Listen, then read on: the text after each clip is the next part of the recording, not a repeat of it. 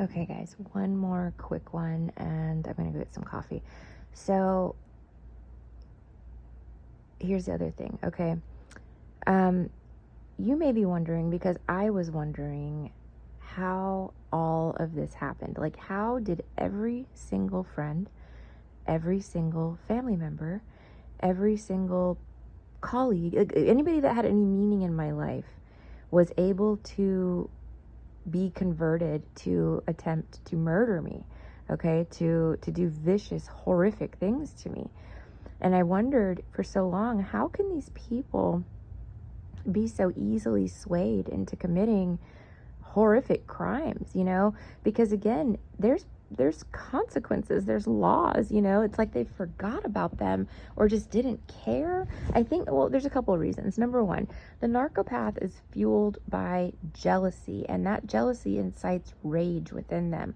So because you're prettier than them, because you have the light of God in you and they don't, because you have magical powers that they don't possess, you might be psychic, you are psychic, whether or not you know it, but there's a myriad of things that come along with being, anointed, right? But being one of God's peeps, okay? And they ain't got shit. They don't have the same powers as you. They don't look like you. They don't talk like you. They don't walk like you. They don't act like you, because they don't have the light of God in them. So that's one way jealousy is used to persuade these people, okay? Money is, of course, hung over their head as well, so that makes it worth the risk of going to prison. Okay, but the real reason, the bottom line here, because let me just say this to you, my beautiful collective. Let me just ask you a real quick question. If your mom came up to you right now and was like, hey, I got $100,000, but I'm going to need you to set your best friend up to be killed, you'd be like, no. you wouldn't care if it was like $1 million or $2 million, you'd be like, I'm not doing that, right? I'm not going to kill my friend for any amount of money, or my partner, or my child, right? I'm not going to do that. You wouldn't do it because you value human life. All right, these people are raised from an early age from their Jezebel parents, Jezebel caretakers, to not value human life, okay? That's number one. Number two, they're raised to think that they should have whatever they want whenever they want it, okay? That's a big disservice to anybody in life, feeling entitled like that, because it gives them this delusion in their mind that they can do whatever they want whenever they want, and that there's no consequences, because there wasn't any for these people when they were a kid, right? So that's number two. So these parents really do set them up to fail badly in life, okay? Number two. But the main primary reason that this works and that Jezebels are able to do this is because they raise their kids to feel like they are nothing, that they are inadequate, that they are not intelligent, that they are unworthy. So they make their children believe, okay, that they need to take the advice of others to get along in life, okay, to move forward in life, to do anything in life. This is why these people are so codependent, and they cannot function on their own. This is what throws them for a complete loop about me. It's like, how is she able to be completely isolated and not, off herself, right? How is she able to still function? How is she able to still work and smile and breathe and do things, right?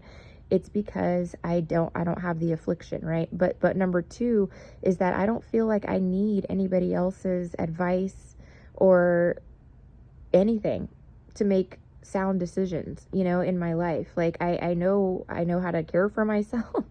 I don't feel like someone else's approval or anything like that is imperative to my existence, right? And that's what narcissists believe. They cannot function independently because their mommies made them believe that they have to get approval for everything that they do, okay? And that they take direction from, the narcopath parent, and never go against that. They're heavily rewarded by praise and gifts and whatever they want for doing whatever the narcopath parent wants, but they're conditioned to do it by starting at a very early age, basically demasculinating men, okay, boys, making them think that they need a woman to tell them what to do all day. You know, it's sick and it's sad, but, you know, it's true, guys. And, you know,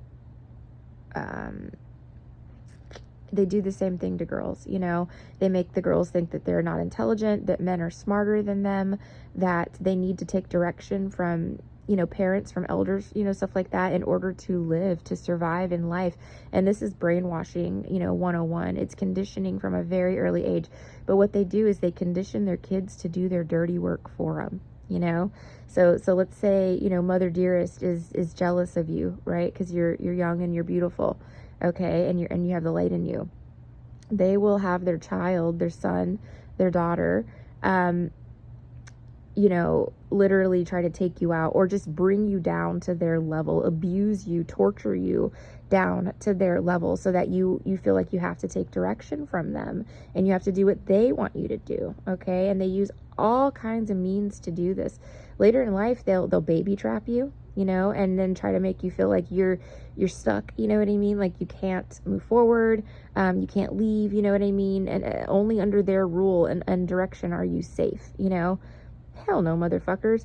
We know how to take care of our kids. We do all the work anyway. All these people do is sit back and torture us while we do all the work. So, no. Anyway, that's how these people get sucked into this. And then it spreads like a disease, guys, because you've got 92% of people running around, okay, not knowing what to do next. They need somebody to tell them how to live their life, what to do next. And if their master tells them, you know, go kill this person, go rape this person, they'll do it, because that's what they feel like they need to do. They're conditioned to believe they have to take orders from these demonically possessed Jezebel parents, right? And so that's how this happens, you know. And then all it takes is one person at the top, right, to inflict a hate mob, you know, a violent hate mob against you, because all these people are brainwashed into thinking that's the way to do things, right? Nobody, not one of them, stands up and says, this isn't right. This is illegal. You know, this isn't right. This is immoral, right? This isn't right. This goes against God. Okay. That not one of them does that. Why? Because their parents have made them believe that their parents are God. You know, all narcissists have a God complex, and that carries over, you know, generation to generation. But yeah, these narcissists believe that the narc masters that they have ruling their lives are God, and have the right to control and dictate what they do. And so they just go for it. They fall for it. Even light workers have fallen for this, guys. You know, it's sad. It's true. Well, it's sad. It is what it is, you know. Anyway, I just wanted to give some insight on how this happens, how these groups end up forming, and how they all turn against you, and how they all, you know, seem to be doing the same thing. It's their programming. It's demonic programming that does this. And yeah, their brain just lights up and they go attack, kill. It's a reptilian brain. That's what the narcopaths instill in their children, is a primal reptilian brain that cannot think for themselves, and they don't have critical thinking skills either to deduce reasoning and logical judgment. You know, that's why they don't stand up and say, this is wrong, this is immoral, I don't want to live like this. They just go along with it, because unfortunately it's reptilian brain, guys. It's what it is. It's primal. All right, guys, that's what I have. Thanks again. Talk to you soon.